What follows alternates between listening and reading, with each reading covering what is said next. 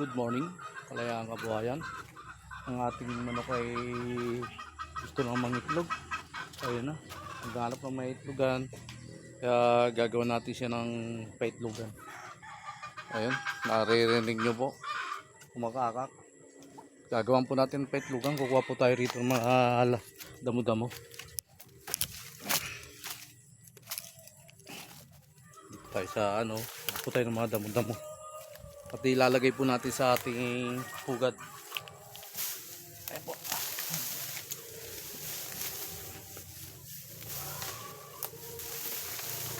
Ito po. Ito po ilalagay natin sa paitugan ng ating manok.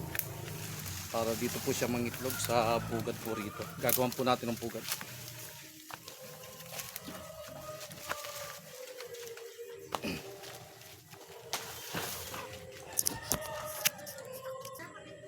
Ha?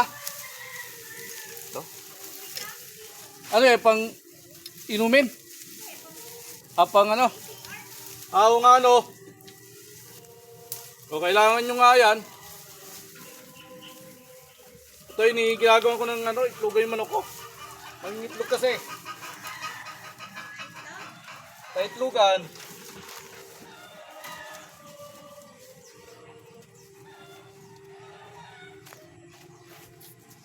Ayan na po, ang kanyang paitlogan.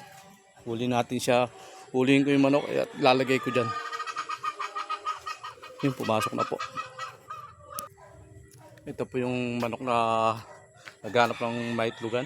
At lalagay po natin rito. Ayan. Pero, ayan.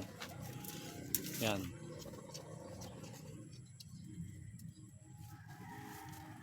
Ayan, mangingitlog na po siya. Pero ikukulong natin para hindi na po siya makalabas. Para pagkaitlog niya, hindi na, masasanay na siya na dyan na siya mangingitlog. Yan, sasarado na natin, baka lumabas. Yan. Yan na po. Yan, pagkaitlog niyan, tsaka natin bubuksan. At matututo na yan. Dyan na siya mangingitlog. Hindi na siya maghanap ng itlogan kung saan saan. Kundi, dyan na po siya mangingitlog. Ayan na po.